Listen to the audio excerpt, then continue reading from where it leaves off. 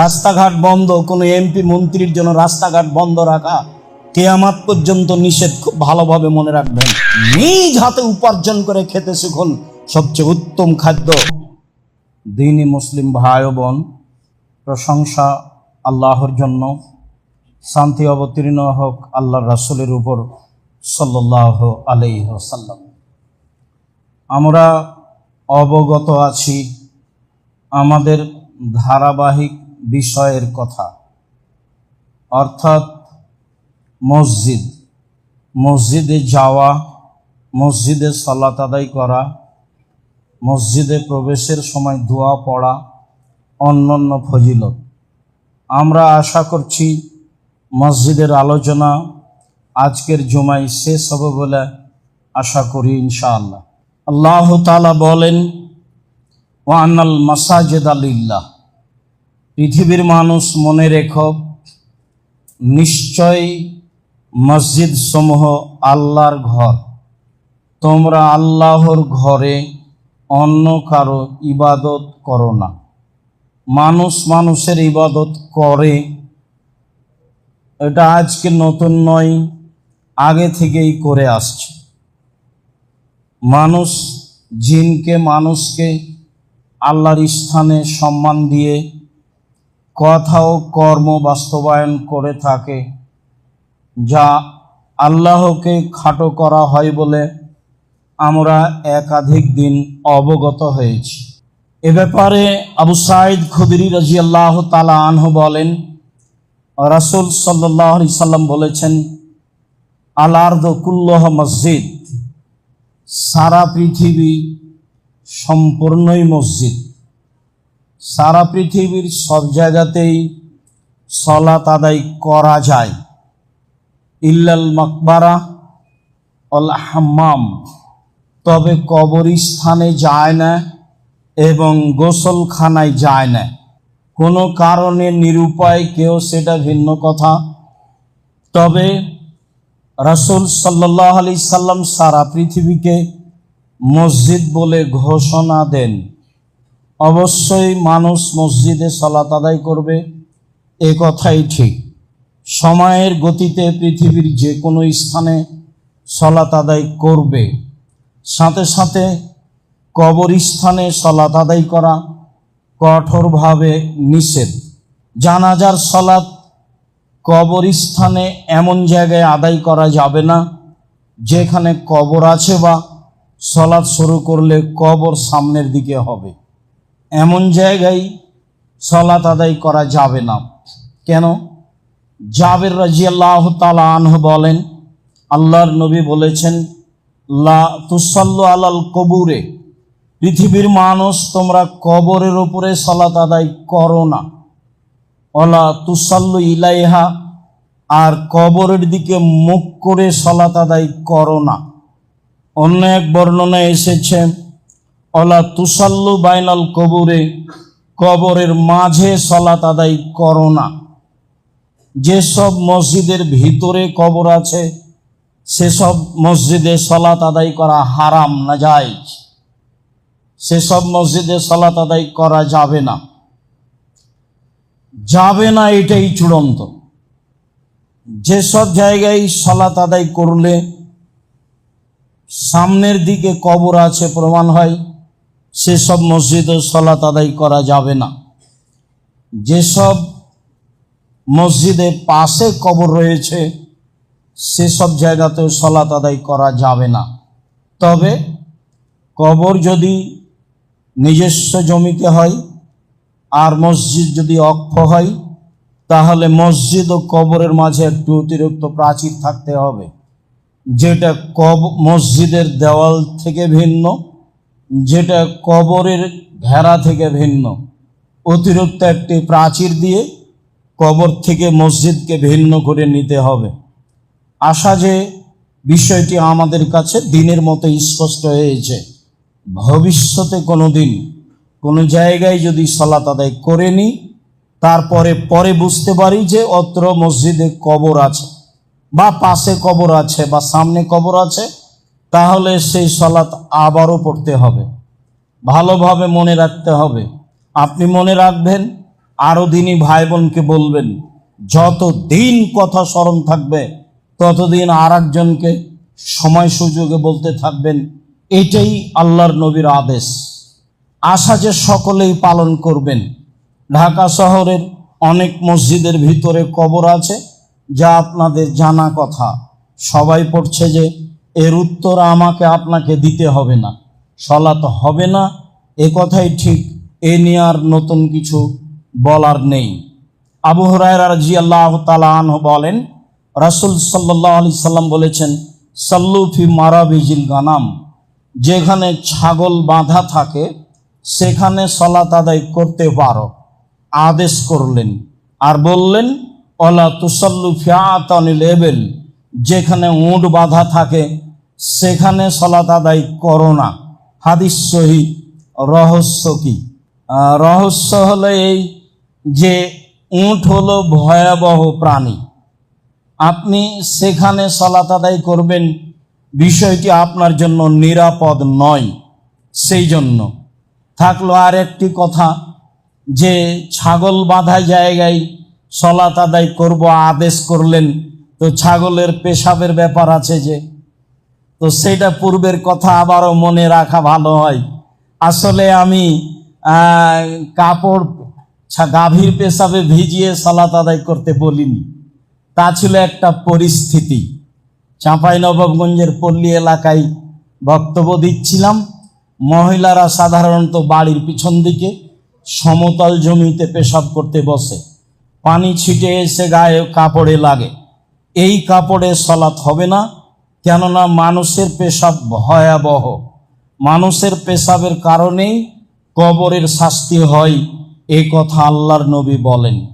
পক্ষান্তরে হালাল পশু প্রাণীর পেশাবের কথাটা বলা হয়েছিল এইভাবে, যা মৌলিক উদ্দেশ্য ছিল না। একাধিক হাদিস রয়েছে যে আল্লাহর নবী ওই লোকগুলোকে বললেন, যাও তোমরা সাদা কারুর যেখানে বাঁধা আছে ওখানে যাও, ওখানে থাকো, উটের দুধ খাও, পেশাব খাও। তা ছিল ওরানা ওকাইল গোত্রের লোকেরা। ওদের মদিনার আবহাওয়া অনুকূলে হয়নি, পেট ফুলে গেছিল। তখন তিনি তাদেরকে উটের পেশাব খেতে বলেছিলেন আর দুধ খেতে বলেছিলেন, যাতে তারা ভালো হয়ে গেছিল। অবশ্যই অপবিত্র হলে পৃথিবীর এত বড় মানুষ খেতে বলতেন না। হাদিস বুখারী মুসলিম। বিবেচনার সুযোগ মানুষের নেই, সুযোগ বিবেচনা করতে হবে না, দাম নেই, যা আছে তাই। যেখানে এরকম ভাবা যায় সেখানে ভাবতে হবে, এখানে নয়। তারপরে তিনি বললেন, ছাগল বাঁধার জায়গায় সালাত আদায় করো। তার মানে ছাগলের পেশাব যদি থাকে, সেই জায়গা যদি শুষ্ক হয়ে যায়, সালাত আদায়ের উপযুক্ত হয়, তাহলে ওই পেশাবের কারণে আপনার সালাতের কোনো সমস্যা নেই। তিনি আদেশ করলেন, ছাগল বাঁধা জায়গায় সালাত আদায় করো। তিনি বললেন, উট বাঁধা জায়গায় সালাত আদায় করো না। তা ছিল সতর্কবাণী। উট ভয়াবহ প্রাণী। এই জন্য সম্মানিত দিনী ভাই বোন, আমরা সালাতের জায়গা হিসাবে সতর্ক হচ্ছিলাম কিছু কথা। মসজিদ নিয়ে আরো বেশ কিছু সতর্কবাণী। আমর ইবনে শুআয়ব আন আবিহি আন জাদ্দিহি, আমর ইবনে শুআয়ব তার পিতার মধ্যস্থতায় তার দাদা থেকে বর্ণনা করেন। তার দাদা বলেন, নাহা রাসূলুল্লাহ সাল্লাল্লাহু আলাইহি সাল্লাম আন তানাসুদিল আসার ফিল মসজিদ ওয়াই ইয়াবিয়া ওয়া ইয়াশতারিয়া ফিহি, মসজিদে কবিতা গাওয়া নিষেধ। নিতান্তই যদি কবিতায় কোনো কল্যাণমূলক কথা থাকে তাহলে মসজিদে বলা যাবে। তাছাড়া যাতে কোনো কোরআন হাদিসের কথা নেই, এমনি গান গাজাল বা কবিতা এইসব কিছু মসজিদে পড়া যাবে না, আল্লাহ রাসূল নিষেধ করলেন। তিনি বললেন, মসজিদে ক্রয় বিক্রয় করা যাবে না। তিনি বললেন, মসজিদে এমন একটি জায়গা, ইউতাহাল্লাকান নাসে ইয়াউমাল জুমআ কাবলা সালাতে, সালাতের পূর্বে মসজিদে গোল হয়ে বসা যাবে না, পরবর্তীতে কোনো কিছুর কারণে বসা যেতে পারে। সালাতের পূর্বেই খুতবা চলাকালীন বা সালাত চলাকালীন গোল হয়ে মানুষ 5 জন 7 জন বসে কথা বলবে, এমন কর্মকে রাসূল সাল্লাল্লাহু আলাইহি ওয়াসাল্লাম নিষেধ করেন। আবু হুরায়রা রাদিয়াল্লাহু তাআলা আনহু বলেন, রাসূল সাল্লাল্লাহু আলাইহি সাল্লাম বলেছেন, এজা রাআইতুম আইয়াবিয়া ইয়াবতা ফিল মসজিদ ফাকুলু লা আরবাহাল্লাহু তিজারাতাক। তোমরা যদি কাউকে দেখতে পাও মসজিদে কোনো জিনিস কিনছে বা বিক্রি করছে, ক্রয় বিক্রয় করছে, তাহলে তোমরা উত্তর দিবা, আল্লাহ যেন তোমাদের ব্যবসায় বরকত দান না করেন। এটা আপনাকে বলতে হবে, এটা আদেশ, যেন তোমার এই ব্যবসায় আল্লাহ বরকত না দেয়। তিনি বললেন তারপরে, ওয়া ইন রাআইতুম আয়ানসাদা যাল্লাতা ফাকুলু লা রাদ্দাহাল্লাহু আলাইকা। তোমরা যদি শুনতে পাও মসজিদে হারানো জিনিস খুঁজছে, তাহলে বলবা আল্লাহ তার এই হারানো জিনিস তুমি তাকে ফেরত দিবা না। এটা রাসূলের আদেশ। বুখারী মুসলিমে এসেছে, লাম তুবনা লিহাজা, হারানো জিনিস বিজ্ঞপ্তি দিতে হবে, প্রচার করতে হবে, এই জন্য মসজিদ নির্মাণ করা হয়নি। যা আমরা বুখারী মুসলিমের হাদিসে আগেই আংশিকভাবে অবগত ছিলাম। তাতে আমরা এ কথা অবগত হয়েছিলাম যে মসজিদে মরা মানুষের সংবাদ প্রচার করা যাবে না, মসজিদের মাইকিং করা যাবে না। কেন? সেটা হলো জাহেলি প্রথা। মরা মানুষের মরার সংবাদ দিতে হবে, হাদিস বুখারী মুসলিম। আবার মরা মানুষের মরা সংবাদ প্রচার করা নিষেধ, এটাও বুখারী মুসলিম। তাহলে সমাধা কি? যেটা জাহেলিয়াতের যুগের সাথে মিল খাবে। চিৎকার করে বলা হয়, অমুক নিবাসী তার নিজ বাসভবনে রাত 3টার সময় ইন্তেকাল করিয়েছে, মারহুমের জানাজা বিকাল 2টায় অনুষ্ঠিত হবে, সবাই আপনারা জানাজায় যোগদান করে অশেষ সবের ভাগীদারি হন। মরহুমের জানাজা, ও কি ক্ষমা পেয়েছে? মরহুম একটা শব্দ, এটা বলাও শিরক। আবার কেউ বলছে মারহুম মাগফুর, কেউ জানে না। আন্ধা কো আন্ধা পড়াতা হয়, যে বলে সেও অন্ধ, যে শুনে সেও অন্ধ, দুইজনই সমান। যে মারা গেছে তাকে মাগফুর মারহুম বলা যাবে না, এতটুক বলা যাবে আল্লাহ তাকে ক্ষমা করো, গাফার আল্লাহ লাহু, আল্লাহ তুমি তাকে ক্ষমা করো, রাহেমাহুল্লাহ, আল্লাহ তুমি তার প্রতি দয়া করো, এমন কথা বলা যায়। মাইকিং করে প্রচার করা চিরদিনের জন্য নিষিদ্ধ। এটা হারাম, এটা কুসংস্কার, জাহেলিয়াতের যুগের নীতি। সারা দুনিয়ার মানুষ যদি তার মরার মাইকিং করে তবুও তা বৈধ হবে না, তো অবশ্যই হারাম, তো অবশ্যই নিষিদ্ধ।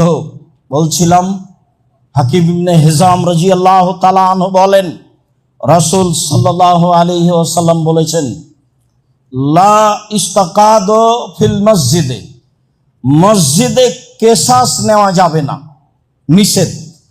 কেসাস ভালোভাবেই বুঝি, আমি আপনার ছেলেকে, আপনার ভাইকে, আপনাকে হত্যা করেছি, আপনি আমাকে হত্যা করে নেবেন, এর নাম কেসাস। এটা আল্লাহ বলেছেন কেসাস নিতে হবে। কেউ মাফ করে দেয় সেটা ভিন্ন কথা। বারবার একটা কথা ধাক্কা খাচ্ছে এই পর্যন্ত বলতেই, ইতিমধ্যে কয়েকবার মাথায় ধাক্কা খেলো। বলে রাখি, সম্মানিত দিনী ভাই বোন, দুনিয়াতে 3টা পাপ আছে যাতে মানুষকে হত্যা করতে হয়, তবে 2টা পাপে বাঁচার পথ আছে, একটা পাপে বাঁচার পথ নেই। 3টা পাপের কারণে মানুষকে হত্যা করতে হয়। 1, কেসাস। আপনি যদি আমাকে হত্যা করেন, আমার বাপ মা ছেলে মেয়ে আপনাকে হত্যা করে নেবে, এ কথাই ঠিক। তবে আমার বাপ মা যদি মাফ করে দেয়, ঠিক আছে, ঠিক আছে, আপনাকে কেসাসের জন্য ফাঁসির মঞ্চে নিয়ে আসা হয়েছে, ফাঁস গলায় দেওয়া হয়েছে, আমাদের পক্ষ থেকে বলা হচ্ছে মাফ করলাম, মাফ করলাম, মাফ করলাম, তাহলে ফাঁসির মঞ্চ থেকে নামিয়ে নিতে হবে, ফাঁসি হবে না, মাফ হয়ে গেছে। 2, কেউ যদি মোরতাদ হয়ে যায়, বলে আমি ইসলাম ধর্ম ত্যাগ করলাম, বলে গাভীর দুধ হারাম, বলে মদ হালাল, এইরকম যদি বলে, তাহলে তাকে হত্যা করতে হবে। তারও বাঁচার পথ আছে, তাকেও ফাঁসির মঞ্চে নিয়ে যাওয়া হয়েছে। ও বলছে আমি তওবা করলাম, আমার ভুল হয়েছে, গাভীর দুধ হালাল, মদ হারাম। স্বীকৃতি দিলে তাকে ফাঁসির মঞ্চ থেকে নামিয়ে দিতে হবে, তার ফাঁসি হবে না। বিবাহ করার পরে যদি কেউ জেনা করে তাহলেও তাকে হত্যা করতে হবে, তাকে বাঁচানোর পৃথিবীতে কোনো পথঘাট নেই।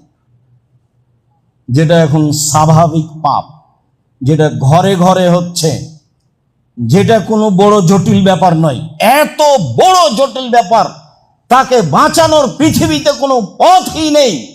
তাকে যদি বাঁচাতে হয় তাহলে মুহাম্মদ সাল্লাল্লাহু আলাইহি সাল্লামকে আবার দুনিয়াতে আসতে হবে, এসে বলতে হবে, পৃথিবীর মানুষ, আমি মুহাম্মদ ঘোষণা দিচ্ছি, বিবাহ করার পরে যদি কেউ জেনায় লিপ্ত হয় তাহলে তাকে হত্যা করতে হবে না।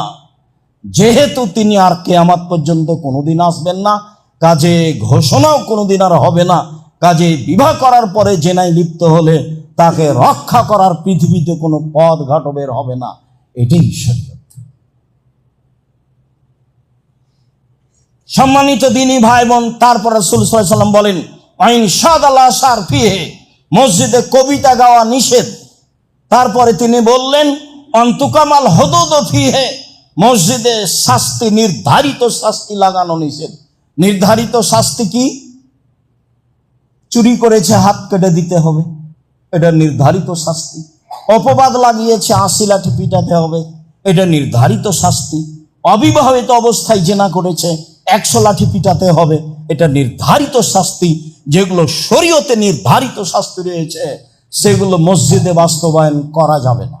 তাহলে বেশ কিছু নিষিদ্ধ মসজিদে তা ধারাবাহিকভাবে অবগত হচ্ছিলাম, যদিও মসজিদ অনেক কিছুর জায়গা, এরপরেও এসব কিছু মসজিদে করা যাবে না বলে রাসূল সাল্লাল্লাহু আলাইহি সাল্লাম বলেন, যা ধারাবাহিকভাবে আপনার সামনে পেশ করছিলাম সতর্কবাণীতে।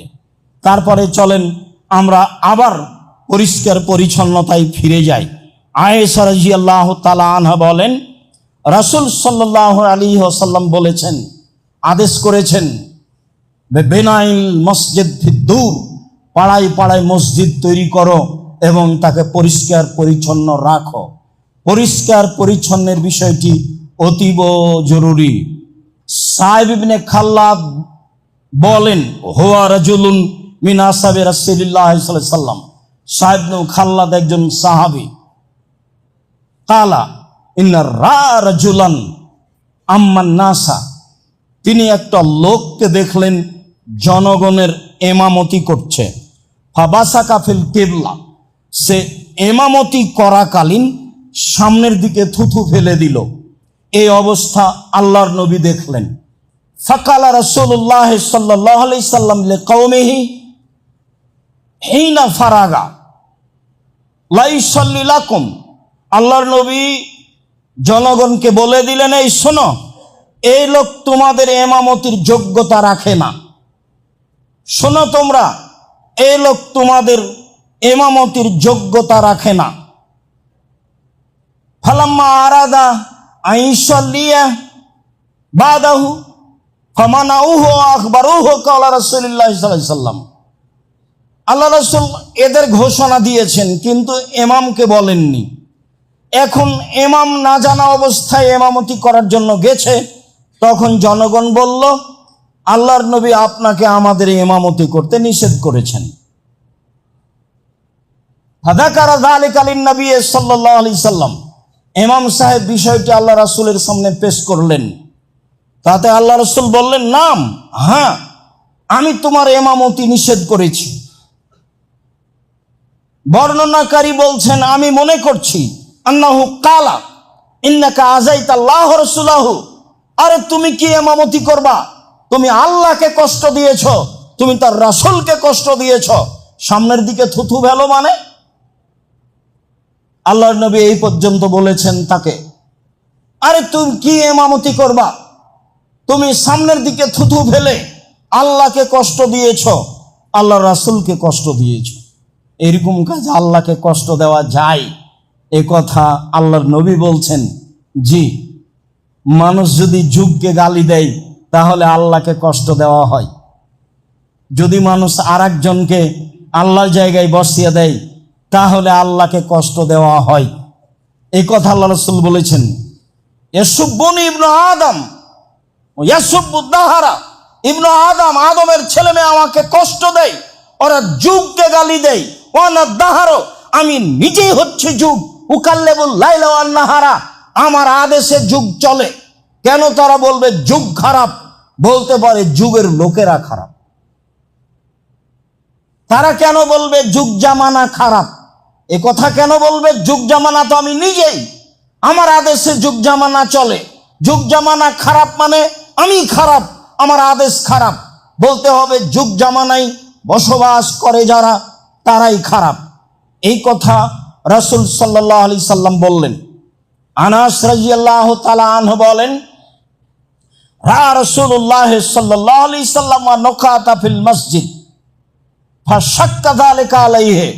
একদা আল্লাহর নবী মসজিদে দেখলেন শিকান বা ময়লা পড়ে আছে, এটা তার কাছে খুব ভারী মনে হলো। ফাশাক্কা আলাইহি, এটা তিনি খুব ভারী মনে করলেন।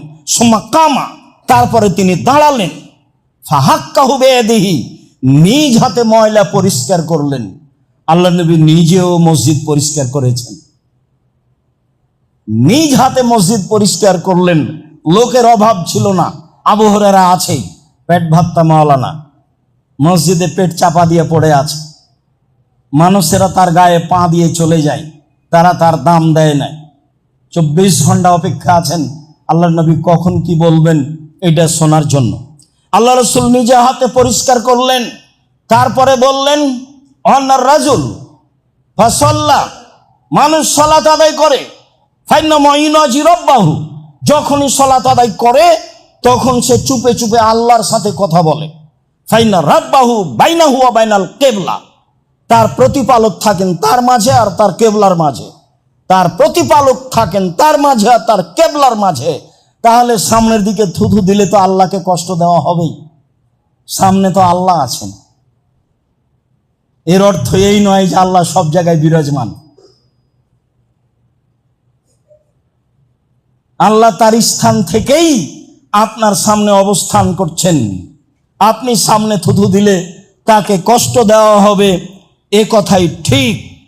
তিনি বললেন, ফালাইয়াবযুকান্না আহাদুকুম কিবলাতা কিবলাতিহি কিবলা কিবলাতিহি, অবশ্যই তোমাদের কোনো ব্যক্তি যেন সামনের দিকে থুথু না ফেলে।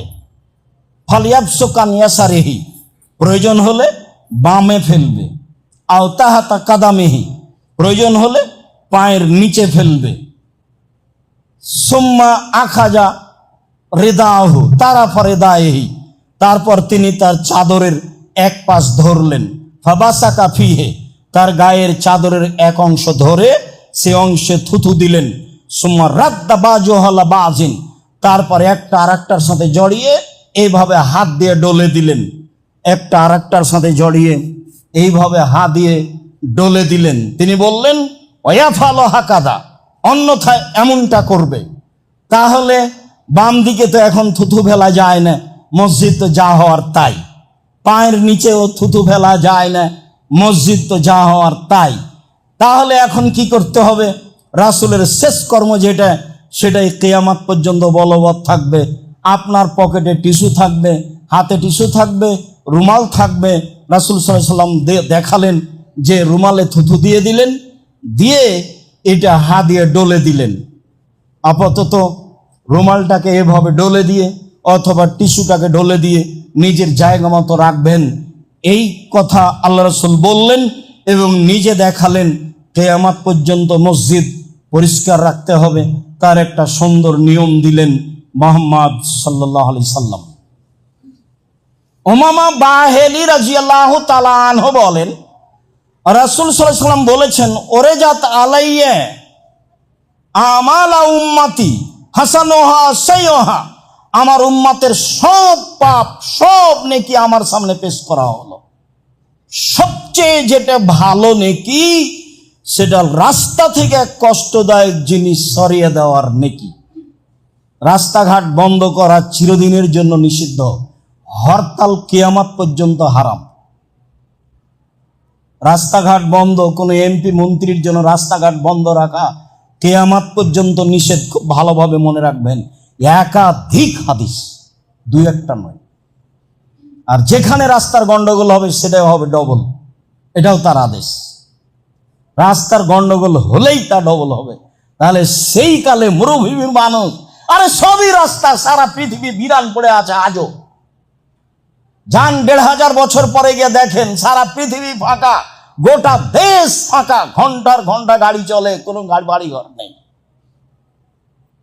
রাস্তার সমস্যা তো আমাদের দেশে, ঘনবস্তি। মনে হচ্ছে যে তিনি আমাদের দেশে, আমাদের বাড়ি, আমাদের এলাকা দেখেছেন, দেখে এরকম আদেশ করছেন, ভাবে মনে হচ্ছে। সম্মানিত দিনী ভাই বোন, তিনি বললেন আমার কাছে সবচেয়ে যেটা খারাপ পাপ পেশ করা হলো সেটা হলো মসজিদে ময়লা পড়ে আছে, তা পরিষ্কার করা হলো না। এই পাপ আমার কাছে সবচেয়ে খারাপ। পরিষ্কারের বিষয়টি খুব ভালোভাবে যারা আপনারা মসজিদের তদারকি করেন, দেখাশোনা করেন, সভাপতি হিসাবে, মুতাল্লি হিসাবে, সেক্রেটারি হিসাবে, মসজিদে ঢোকার সাথেই আপনি বারান্দা থেকে দেখা শুরু করবেন মসজিদের অবস্থা কি, ঝকঝকে হয়ে আছে কিনা, পরিষ্কার ঠিক আছে কিনা, মাদুর ঠিক মতো আছে কিনা, সবকিছু সাজানো গোছানো কিনা, সব আপনাকে তদন্ত করতে হবে। এর নাম দায়িত্বশীল। সম্মানিত দিনী ভাই বোন, মসজিদে ঢুকলে দুয়ার কয়েকটি পদ্ধতি। ওসাইদ রাদিয়াল্লাহু তাআলা আনহু বলেন, আল্লাহর নবী বলেছেন, এজা দাখালা আহাদুকুমুল মসজিদা ফালিয়াকুল আল্লাহুম্মা আফতাহ লি আবওয়াবা রাহমাতিক। এটা তিনি আদেশ করলেন, কেউ যদি মসজিদে ঢোকে তাহলে সেজন্য বলে আল্লাহুম্মা আফতাহ লি আবওয়াবা রাহমাতিক, তোমার রহমতের দরজা আমার জন্য খুলে দাও। ওই যা খারাজা মিনহু, আর যখন বের হবে ফালিয়াকুল, সেজন্য বলে, আল্লাহ নবী আদেশ করলেন আল্লাহুম্মা ইন্নী আসআলুকা মিন ফাজলিক, আমি তোমার অনুগ্রহ চাচ্ছি, ব্যবসা বাণিজ্য দোকান খুলছি, টাকা পয়সা বেশি করে দাও, দোকানে লস হয় না যেন। সলাতে এসেছিলাম, দরজা রহমতের খুলতে বলেছি, আর এখন যাচ্ছি, বলছি ফাজল দিয়ে দাও, দোকান খোলার সাথে সাথে যেন মানুষজন আসে, বিক্রি হয় যেন বেশি। মনে একটু ভাববেন, ও তো ফাজল, ও তো এইভাবে বুঝেননি, কোনোদিন খেয়াল করেননি। মানে এখন তো চলে যাচ্ছি, ফাজল চাচ্ছি। ফাজল কি? ব্যবসা বাণিজ্য, টাকা পয়সা, জমি জায়গা, গরু ছাগল, আহাল পরিবার, যার নাম সম্পদ তার নাম ফাজল। মসজিদ থেকে বের হয়েছে, এখন সে ফাজল অনুগ্রহ করব, খুঁজবো, তল্লাশি চালাবো, কোথায় আছে তার ফাজল অনুগ্রহ। বহুবার বলেছি বসে থেকে খাবেন না, ছেলের উপার্জন খাবেন, এটা যেন মাথায় না আসে। যতদিন কাজ করে খেতে পারবেন ততদিন কাজ করে খাবেন, এ কথাই ঠিক। নিজ হাতে উপার্জন করে খেতে শিখুন, সবচেয়ে উত্তম খাদ্য। দাউদ আলাইহিস সালাম নিজ হাতে উপার্জন করে খেতেন, আল্লাহ রাসূল তার অনেক প্রশংসা করেছেন। বলছিলাম, আব্দুল্লাহ ইবনে আমর ইবনে আস রাদিয়াল্লাহু তাআলা আনহু বলেন, কানান নবী সাল্লাল্লাহু আলাইহি সাল্লাম ইজা দাখালা ইয়াকুলু, আল্লাহর নবী মসজিদে ঢুকলে বলতেন, এবার তার নিজ কর্ম, তিনি বলতেন আউযু বিল্লাহিল আযীম ওয়া বিওয়াজহিহিল কারীম ওয়া সুলতানিহিল কাদীম মিনাশ শাইতানির রাজীম। মহান আল্লাহর কাছে আশ্রয় চাচ্ছি, মহান আল্লাহর সম্মানিত মুখের মাধ্যমে আশ্রয় চাচ্ছি, ক্ষমতাধর সত্তার রাজত্বের মাধ্যমে আশ্রয় চাচ্ছি বিতাড়িত শয়তান হতে। এইটুকু বললেই শয়তান তখন বলে, ফাকাত বারিয়া মিন্নি সায়রাল ইয়াউমে, ও বেঁচে গেছে আমার থেকে সারাদিনের জন্য, ও বেঁচে গেছে আমার থেকে সারাদিনের জন্য, সারা দিন আমি তার ক্ষতি করতে পারবো না। আল্লাহর নবী ঢুকলে এই কথা বলতেন। আগেরটা হলো আদেশ, আল্লাহ রাসূল আদেশ করেন, এবার তিনি নিজে বলছেন আউযু বিল্লাহিল আযীম ওয়া বিওয়াজহিহিল কারীম ওয়া সুলতানিহিল কাদীম মিনাশ শাইতানির রাজীম। দুয়ার বইটা পড়বেন, দিন রাত বলছি, যাওয়ার সময় তো বইগুলো নিয়ে যাবেন। আপনি আসল সদস্য, আপনি জামিয়া সালাফের 1 নম্বর সদস্য। আপনার সাথে আমার কত আন্তরিকতা তা আপনাকে আমি বুঝাতে পারি না। মানুষের কোটি কোটি টাকা, টাকার যত দাম আছে, আপনার 10 টাকার আমার কাছে তার চেয়ে অনেক বেশি দাম আছে। দেশের সবচেয়ে বৃহৎ প্রতিষ্ঠান চলে আপনার 10 টাকার মাধ্যমে, অবাক হতে হয়। যার কারণে মাঝে মধ্যে শুকরিয়া আদায় করে সিজদা করি। মাসে 40 লাখ টাকা লাগে জামিয়া সালাফে বেতন। যখন তখন আরবি মেহমান অবস্থান করেন। এই যে কালকে গেলেন 3 জন আরবি মেহমান, লক্ষ লক্ষ টাকা তাদের পিছনে খরচ আছে। মদিনার খুব বড় বড় বিদ্বান কয়েকজন, তার মধ্যে একজন আসছেন 12 তারিখে, অনেক পয়সা খরচের ব্যাপার আছে। জামিয়া সালাফিয়া এইগুলোকে ভারী মনে করে না। আল্লাহর বিশেষ রহমত, 519 জন ইয়েতিম অসহায় মানুষ আছে, যার কারণে আমি মনে করি আপনার 10 টাকার আমার কাছে অনেক দাম আছে।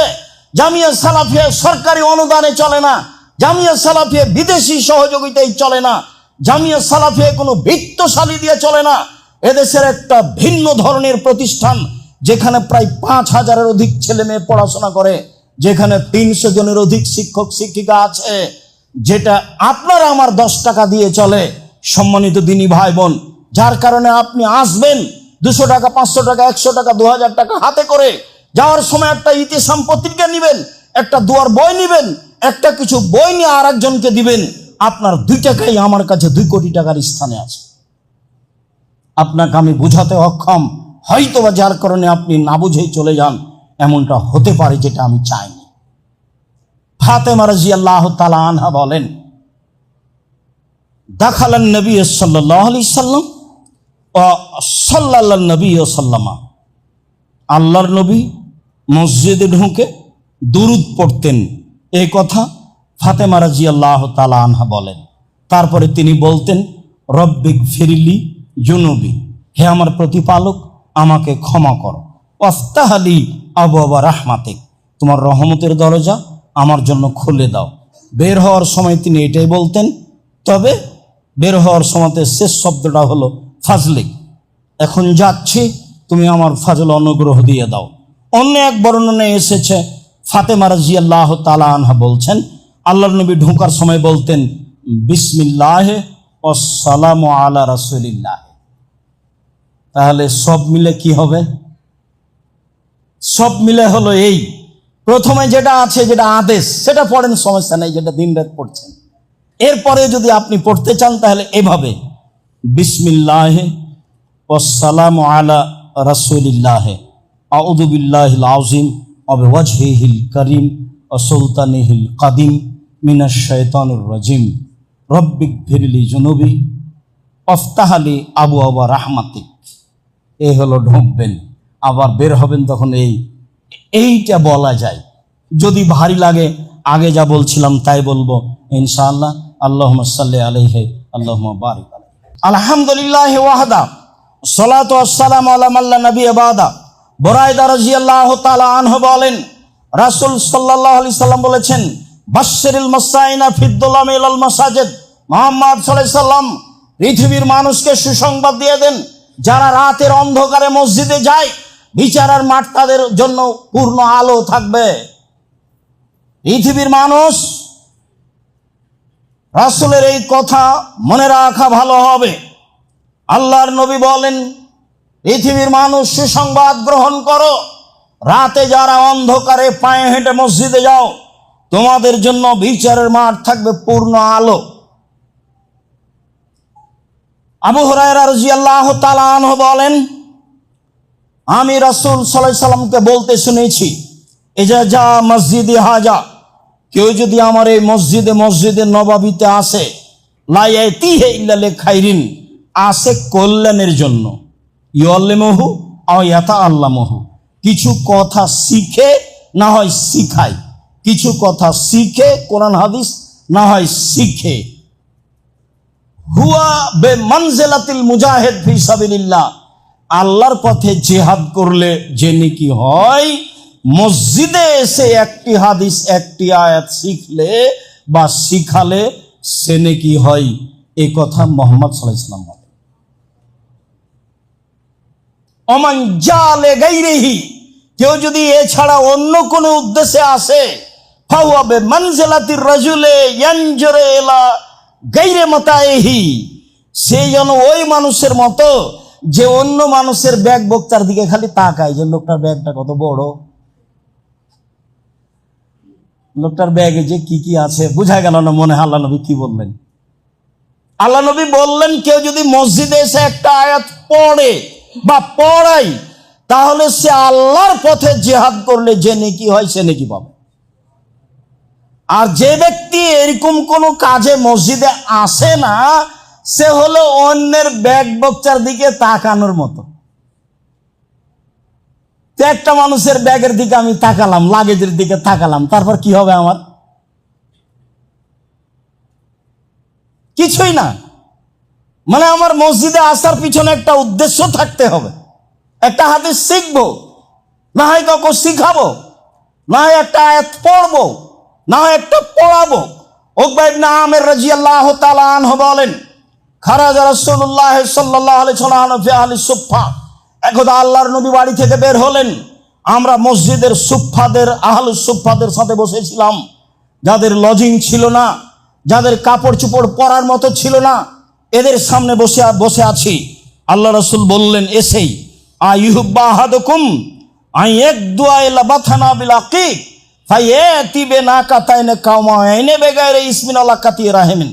সঙ্গী সাথী শোনো, কেউ যদি বাথা বাজারে যায়, কেউ যদি কথার কথা ঢাকা কাওরান বাজারে যায়, গিয়ে দুইটা উট পায়, মোটা তাজা, এমনিতেই, চুরিও নয়, আঘাত করেও নয়, ডাকাতি করে নয়, এমনিতেই পায়, তাহলে সে যাবে কি? সেটিকে এটা ভালোবাসে? তো সাহাবীগণ বলছেন, আল্লাহ রাসূল কুল্লুনা নুহিব্বু যালিকা, সবাই ভালোবাসি, সবাই ভালোবাসি, কে না চায় না? এরকম ভাবে যদি পাওয়া যায় তাহলে তো বিশাল ব্যাপার, ও তো 3-4 লাখ টাকা দাম লাগবে। হ্যাঁ, খুব ভালোবাসি। তখন আল্লাহ রাসূল বলছেন, আফালা ইয়াকদু আহাদুকুম ইলাল মসজিদ, তোমাদের কেউ মসজিদে যেতে পারে না? ফায়াকরা আয়াতাইনে, মসজিদে গিয়ে দুটা আয়াত পড়বে, খায়রান মিন নাকাতাইনে, দুইটি আয়াত, দুইটা দামি লাল উটের চেয়ে বেশি, 3 আয়াত 3টা লাল দামি উটের চেয়ে বেশি, 4 আয়াত 4টা লাল দামি উটের চেয়ে বেশি, যত আয়াত পড়বে তত উটের চেয়ে বেশি। হাদিস বুখারী মুসলিম। কি বিচার করবেন? মসজিদে গিয়ে সালামের পরে দুটা হলো আয়াত পড়ার চেষ্টা করবেন। যদি কোরআন মাজিদ না থাকে 2 রাকাত পড়ে বসে বসে ইখলাস ফালাক নাস পড়বেন। সালামের পরে বসে থাকবেন, দুটা আয়াত কোরআন মাজিদ পড়বেন। আমাদের দেশের লোক কোরআন কম পড়ে, হজ করতে গেলে পড়ে, শুধু খালি ওর ঠগার পাতা, ও খালি হুজুর খালি ঠগিয়ে দিয়ে যাবে, এখানে কোরআন মাজিদ পড়ে না। তো কাবা ঘরে গিয়ে হজ করতে গিয়ে কোরআন মাজিদ পড়ে, তো কোরআন মাজিদ পড়লে অক্ষর প্রতি 10 নেকি হবে, কাবা ঘরে হেলান দিয়েও পড়লে হবে, জঙ্গলে পড়লেও হবে, 10-10ই থাকবে। তওয়াফ করলে হবে, সালাত আদায় 2 রাকাত করলে হবে, বলে কে? সবাই তো বেদাতি, সবাই প্রায় মুশরিক, কে কাকে বলবে? তখন এরা কোরআন মাজিদ ধরেছে ওখানে গিয়ে, আর বাকিগুলো বলছে চলো মদিনায় গিয়ে 40 ওয়াক্ত। এই হলো হজ। এরা কোরআন আর ওরা হলো মদিনায় গিয়ে 40 ওয়াক্ত। এই নিয়ে হজ, টাকাটা এবারে 16 আনাই লস, এখানি লস হয়ে গেছে ঢাকা হাজি ক্যাম্পে। আমি বুঝাতে অক্ষম। সম্মানিত দিনী ভাই বোন, রাসূল সাল্লাল্লাহু আলাইহি ওয়াসাল্লাম এভাবে বললেন, মসজিদে কোরআন মাজিদ পড়তে অভ্যাসী হই। আলোচনার শেষে চলে আসলাম। আবু হুরায়রা রাদিয়াল্লাহু তাআলা আনহু বলেন, রাসূল সাল্লাল্লাহু আলাইহি ওয়াসাল্লাম বলেছেন, মান নাফাসাল মুমিনিন কুরবাতান মিন কুরাবিদ দুনিয়া নাফাসাল্লাহু আনহু কুরবাতান মিন কুরাবি ইয়াউমিল কিয়ামা। কেউ যদি কোনো মানুষকে, দুনিয়াতে বিপদগ্রস্ত মানুষকে যদি উদ্ধার করে, তাহলে আল্লাহ তাকে বিচারের মাঠে উদ্ধার করবেন। এ ওয়াদা আল্লাহর নবী করেছেন। তিনি বলেছেন, ওমা ইয়াসসারা আন মুমিনিন ইয়াসসারাল্লাহু আলাইহি ফিদ দুনিয়া ওয়াল আখিরা। বিপদগ্রস্ত মানুষের প্রতি যদি কেউ সহযোগিতা করে, টাকা পয়সা দিয়ে, সুপারিশ করে, তাহলে আল্লাহ তার সাহায্য করবেন ইহকালে ও পরকালে। তিনি বলেন, মান সাতারা মুসলিমান সাতারাহুল্লাহু ফিদ দুনিয়া ওয়াল আখিরা। কেউ যদি মুসলমান পুরুষ নারীর দোষকে ঢেকে রাখে, তাহলে আল্লাহ বিচারের মাঠে এবং ইহকালে তার সব দোষ ঢেকে রাখবেন, কাউকে বলবেন না, কাউকে জানতে দিবেন না। তাই তো আমি বলি, ওই সাংবাদিক আসলেই বলি যে আপনার রুজির কোনো পথ নাই দুনিয়াতে, এই পথ আপনি বাছাই করেছেন। সাংবাদিক সাহেব, আপনার রুজির আর দুনিয়াতে আল্লাহ পথ দেয়নি। আপনার কাজই তো হচ্ছে মানুষের দোষ ত্রুটি উদ্ঘাটন করার লেখা। কেমনে রুজি হালাল হতে পারে? কাজটাই হারাম। সঠিক তথ্য হলেও যেই তথ্য মানুষের মান সম্মানের ব্যাপার, সেই তথ্য প্রকাশ করা কঠিনভাবে নিষেধ। রাসূল সাল্লাল্লাহু আলাইহি ওয়াসাল্লাম এটাই বলেছেন। তিনি বলেছেন, আল্লাহ ফিনাল বেমাকান আলাব্দু ফিয়ানা কিহে, অতক্ষণ পর্যন্ত আল্লাহ মানুষের সাহায্যে থাকে যতক্ষণ পর্যন্ত মানুষ মানুষের সাহায্যে থাকে। মানুষের উপকারে থাকবেন, কোনো সময় ক্ষতিতে থাকবেন না। যা করেছে করেছে সব মাপ, যা বলেছে বলেছে সব মাপ। জীবনে প্রতিশোধ নেবেন না। বহুদিন বলেছি, প্রতিশোধের পাতা ছিঁড়ে দিবেন। যতদিন পর্যন্ত আপনি মানুষের সাহায্যে থাকবেন ততদিন পর্যন্ত আল্লাহ আপনার সাহায্যে থাকবে। এই কথা মুহাম্মদ সাল্লাল্লাহু আলাইহি ওয়াসাল্লাম বলেন। তিনি বলেন, ওমান সালাকা তারিকান ইয়াতলুবু ফিহি ইলমান সাহালাল্লাহু বিহি তারিকান ইলাল জান্নাহ। কেউ যদি বিদ্যা অর্জনের জন্য বের হয়ে যায় তাহলে সে জান্নাতে যাবেই। তিনি বলেন, আমাজতামা কওমুন ফি বাইতিন মিন বুয়ুতিল্লাহ ইয়াতলুনা কিতাবাল্লাহ ইয়াতাদারাসুনাহু বাইনাহুম ইল্লা নাযারাত আলাইহিমুস সাকিনাহ। কেউ যদি মসজিদে বসে বসে কোরআন তেলাওয়াত করে, মসজিদে বসে বসে তাফসির নিয়ে আলোচনা করে, কোরআন তেলাওয়াত করে, ফাজাইলে আমল নয়। বুখারীর দার্স হতে হবে, সঠিক কোরআনের তাফসির হতে হবে। মিথ্যা কথা জাতির সামনে পেশ করবেন, জবাব দিতে হবে। পৃথিবীর মানুষ শুনে রেখো, কেউ যদি আমার একটা কথা জানে সে যেন অন্যকে বলে। পৃথিবীর মানুষ শুনে রেখো, বনি ইসরায়েলের কাহিনী বলে কোনো দোষ নেই। পৃথিবীর মানুষ শোনো, কেউ যদি কোনো কথা আমার নামে বলে, সেই কথা যদি আমার না হয় তাহলে তার থাকার জায়গা জাহান্নাম। জুব্বা যত বড় হোক, আলখাল্লা যত বড় হোক, পাগড়ি যত বড় হোক, হুজুর যেটা বলেছেন সেই মুখের কথা যদি রাসূলের না হয় তাহলে তাকে জাহান্নাম যেতে হবে। এটাই চূড়ান্ত হাদিস, বুখারী মুসলিম। সম্মানিত দিনী ভাই বোন, মসজিদে বসে কোরআন তেলাওয়াত হবে, আলোচনা হবে, বুখারীর দার্স হবে, তাহলে এই জায়গাটুকুকে ফেরেশতা ঘিরে নেবেন। আল্লাহ এইটুকু দয়া রহমত দিয়ে ঘিরে নেবেন। আর যারা পড়বে তাদের ব্যাপারে গৌরব করবেন জিবরাইল, মিকাইল সবার সাথে। দেখো, এদেরকে সৃষ্টি করতে নিষেধ করেছিলে, দেখো না কেমন তারা দার্স তাদরিসের কাজ করে, আমার চর্চা করে, আমাকে চিনা জানার হিসাব করে। এদের তুমি নিষেধ করেছিলে সৃষ্টি করতে। এরপরে বলছেন শেষ বাক্য, মান বাত্তাবিহি আমালুহু লাম ইসরাবিহি নাসাবুহু। যদি কারো কর্ম কাউকে পিছে হটিয়ে দেয়, তার বংশ মর্যাদা তাকে আগে বাড়াতে পারবে না। চৌধুরী নাম দিয়ে আপনি বিচারের মাঠে লাভ করতে পারবেন না, প্রধান দিয়ে আপনি বিচারের মাঠে লাভ করতে পারবেন না। ভাবি বাপ অনেক বড় মানুষ, সেই জন্য আপনার কোনো কাজে আসবে এই কথা নয়। আল্লাহ রাসূল বলছেন, কাউকে যদি কারো কর্ম যদি কাউকে পিছে হটিয়ে দেয়, বংশ মর্যাদা তাকে আগে বাড়াতে পারবে না। এই কথাই ঠিক। সম্মানিত দিনী ভাই বোন, মসজিদে কোরআন তেলাওয়াত করব, মসজিদে দিনী আলোচনা করব, মসজিদে রাসূলের সঠিক কথাগুলি বলার চেষ্টা করব। এটা আমাদের চেষ্টা করতে হবে, নিজ পাড়ায় চেষ্টা করতে হবে, ব্যবস্থা করতে হবে। যারা দায়িত্বশীল তাদেরকে করতে হবে। সম্মানিত দিনী ভাই বোন, আজকে মসজিদের আলোচনা এই পর্যন্ত শেষ করে আমি শেষে আপনাকে আবারও বলছি, আপনি অবশ্যই জামিয়া সালাফের কথাটা মনে রাখবেন। আপনি 500 টাকা, 200 টাকা, 5 টাকা, 1 টাকা হলেও কোটাটায় দিয়ে যাবেন। আপনি হচ্ছেন আসল ব্যক্তি জামিয়া সালাফিয়ার। কাজে কোনো সময় আপনি নিরাশা হবেন না, মনটা খারাপ করবেন না, মনটা সংকুচিত করবেন না, কম হোক আর বেশি হোক। সাথে সাথে রাসূলের এই বলা কথাগুলি নিজের জীবনে বাস্তবায়ন করার চেষ্টা করবেন। আল্লাহ আমাদের যারা মারা গেছে তুমি তাদের কবরের শাস্তি মাফ করো।